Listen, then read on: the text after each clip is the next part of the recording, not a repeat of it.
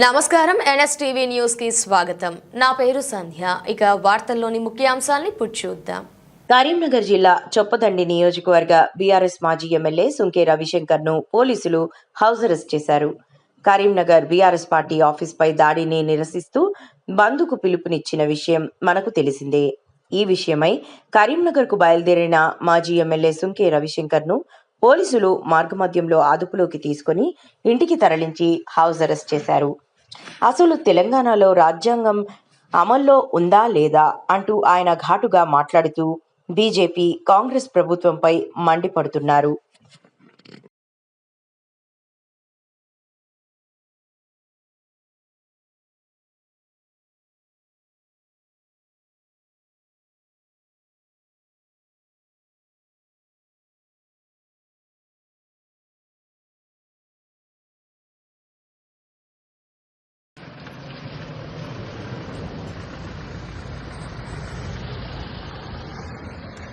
మాట ఇచ్చి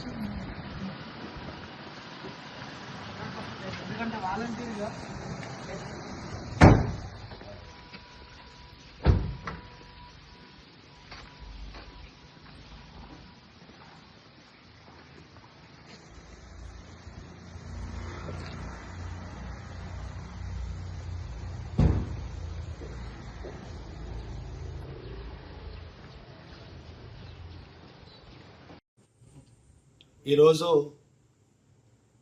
కరీంనగర్ బంద్కు ఇచ్చినటువంటి బీఆర్ఎస్ పార్టీని ఆ బంద్ను విఫలం చేయాలని ఒక దిక్కు కాంగ్రెస్, ఒక దిక్కు బీజేపీ చేస్తున్న కుట్రలో భాగంగా పోలీసు యంత్రాంగం కూడా దీన్ని భగ్నం చేయాలని ప్రయత్నం చేస్తున్నటువంటి ధర్మిలాలు అసలు ఈ బంద్ ఎందుకు చేయవలసి వచ్చింది?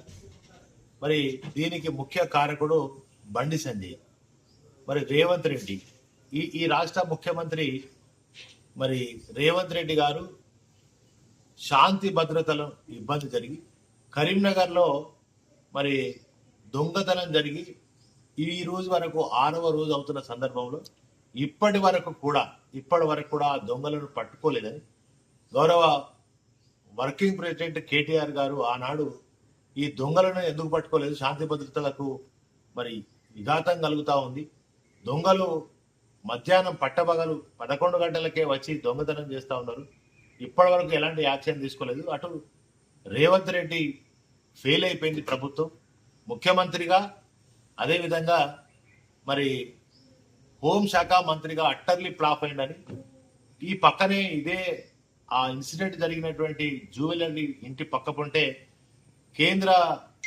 హోంశాఖ సహాయక శాఖ మంత్రి ఉంటాడని, దీన్ని వెంటనే బాధ్యత వహించాలని అన్న కేటీఆర్ గారిని, ఆయన కేటీఆర్ గారి పుట్టుక గురించి మాట్లాడినటువంటి మరి బండి సంజయ్ నిజంగా చాలా దారుణమైనటువంటి మాటలు మాట్లాడి కరీంనగర్ జిల్లాలో ఉన్నటువంటి కరీంనగర్ జిల్లా చరిత్రలో కనీ విని ఎరగని రీతిలో ఎప్పుడు జరగనటువంటి ఈ హింసాయుతమైనటువంటి దాడులకు పాల్పడ్డది బండి సంజయ్. ఇవాళ ఒక హోంశాఖ మంత్రే శాంతి భద్రతలను కాపాడాల్సినటువంటి హోంశాఖ బండి సంజయ్ మంత్రి గారు మరి ఇవాళ ఆయన దేవట్టి కరీంనగర్ అల్లకల్లోలమై ఇవాళ చాలా ఇబ్బందులు తలెత్తే పరిస్థితి జరుగుతా ఉంది. ఇదే కరీంనగర్ జిల్లా తెలంగాణ రాష్ట్రం ఏర్పడ్డ తర్వాత మరి కేసీఆర్ గారి నాయకత్వంలో మా చొప్పదండి పోలీస్ స్టేషన్ కి 3 సార్ల అవార్డ్స్ వచ్చినాయి. అంటే అంత శాంతి భద్రతలు, బ్రహ్మాండమైనటువంటి క్రైమ్ రేటు తగ్గించి ఎక్కడ కూడా క్రైమ్ జరగకుండా అద్భుతమైనటువంటి రీతిలో మరి తెలంగాణ రోల్ మోడల్ పాలన తెలంగాణలో మరి సాగింది. అంటే అది కేసీఆర్ గారి పరిపాలనా దక్షత. ఇవాళ రేవంత్ రెడ్డి వచ్చిన ఈ 2.5 ఏళ్లలో క్రైమ్ రేట్ విపరీతంగా పెరిగింది.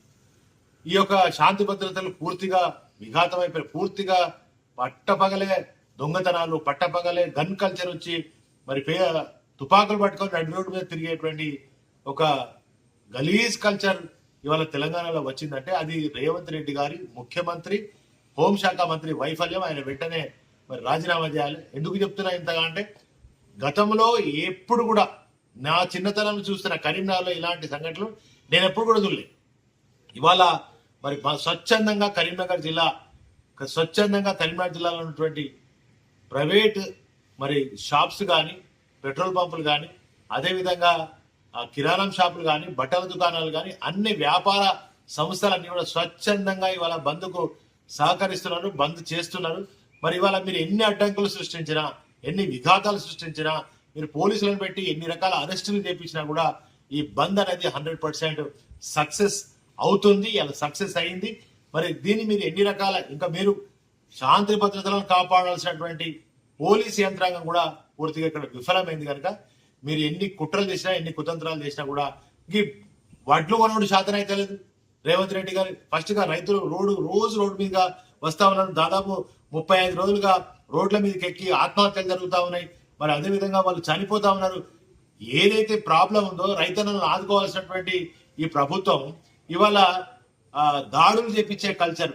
కాంగ్రెస్ ఒక ఎమ్మెల్యే చుప్పదండ ఎమ్మెల్యే ఏమంటే దాడులు చేస్తాం బరాబర్ అంటారు. నువ్వు ఏం ఎమ్మెల్యేవా?